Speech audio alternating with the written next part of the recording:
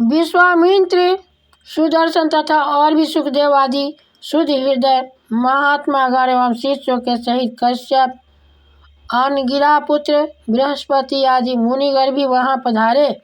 भीष्म पितामह धर्म को और देश काल के विभाग को कहाँ किस समय क्या करना चाहिए, इस बात को जानते हुए उन्होंने उन बड़भागी ऋषियों को सम्मिलित हुआ देखकर उनका यथा योग्य सत्कार किया।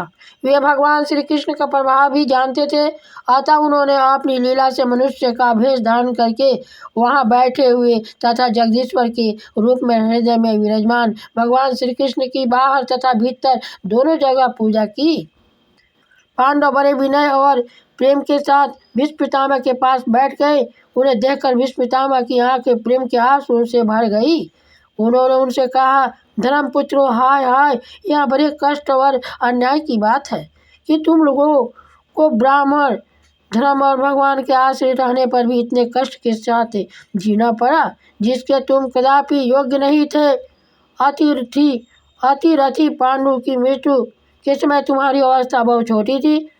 उन दोनों तुम लोगों के लिए कुंती रानी को और साथ साथ तुम्हें भी बार बार बहुत से कष्ट झेलने पड़े। जिस प्रकार बादल वायुओं के बस में रहते हुए वैसे ही लोकपालों के सहित सारा संसार काल भगवान के अधीन है। मैं समझता हूँ कि तुम लोगों के जीवन में ये जो अप्रिय घटनाएं घटित हुई है वे सब उन्हीं की लीला है, नहीं तो जहाँ साक्षात धर्मपुत्र राजा युधिष्ठिर हो, गदाधारी भीष्मसेन और धनुर्धरी अर्जुन रक्षा का काम कर रहे हो, गांडीव श्री कृष्ण धनुष गांडीव धनुष हो और स्वयं श्री कृष्ण सुहृद हो, मतलब वहाँ भी विपत्ति की संभावना है।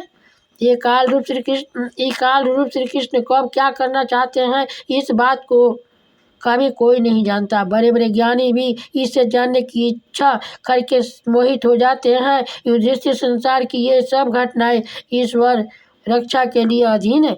उसी का अनुसरण करके तुम इस अनाथ प्रजा का पालन करो, क्योंकि अब तुम ही इसके स्वामी और इसे पालन करने में समर्थ हो।